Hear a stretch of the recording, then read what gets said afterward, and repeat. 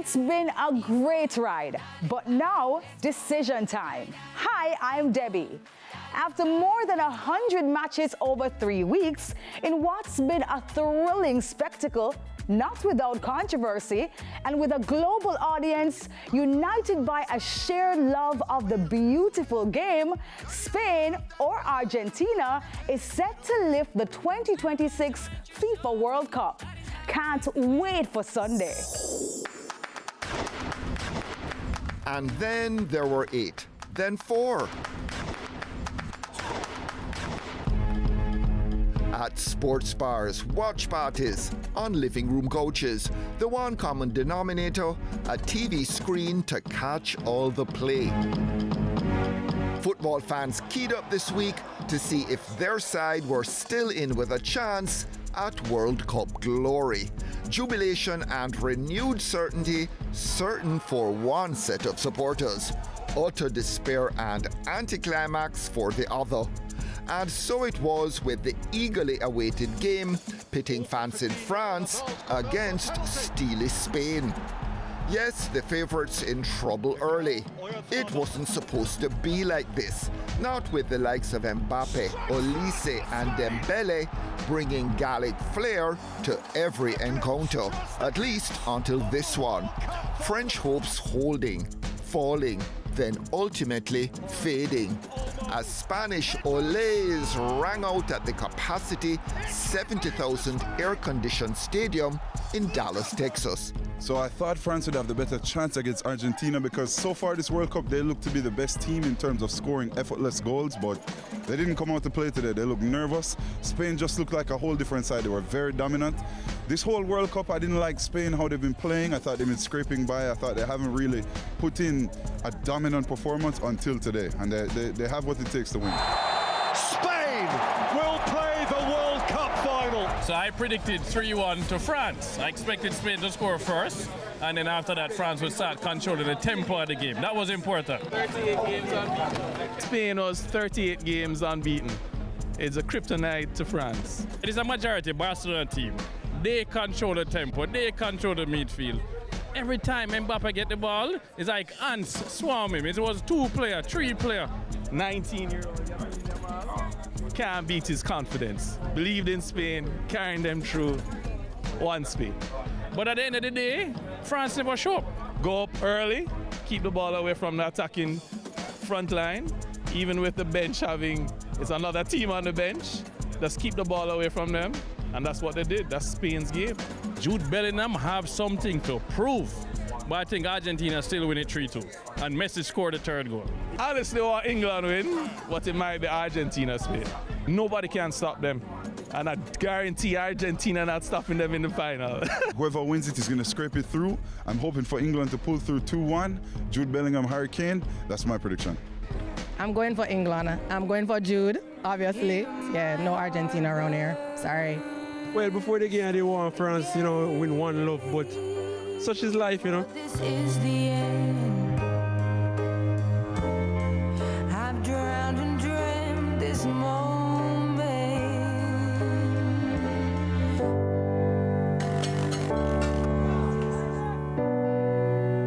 Come the other semi-final Wednesday, England and Argentina fans vowing theirs wouldn't be the voice of defeat come the final whistle.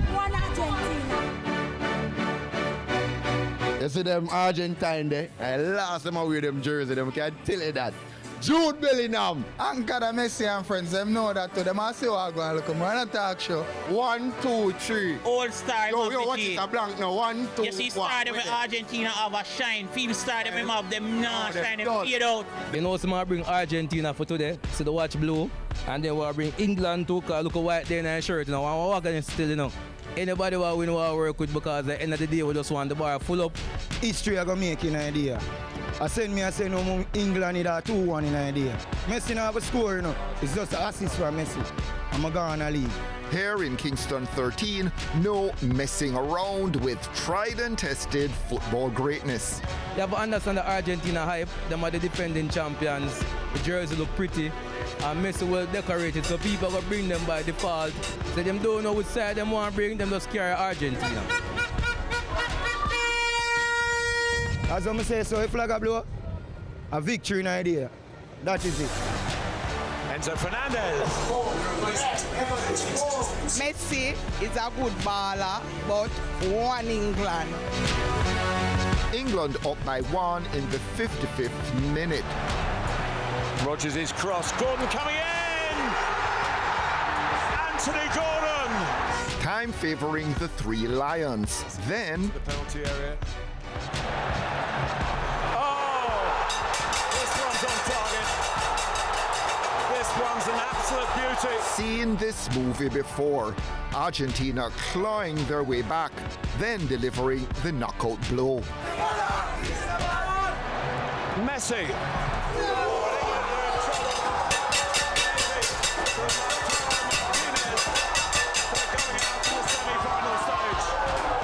No goals this time, but Messi still the king. Are going to the 2026 final.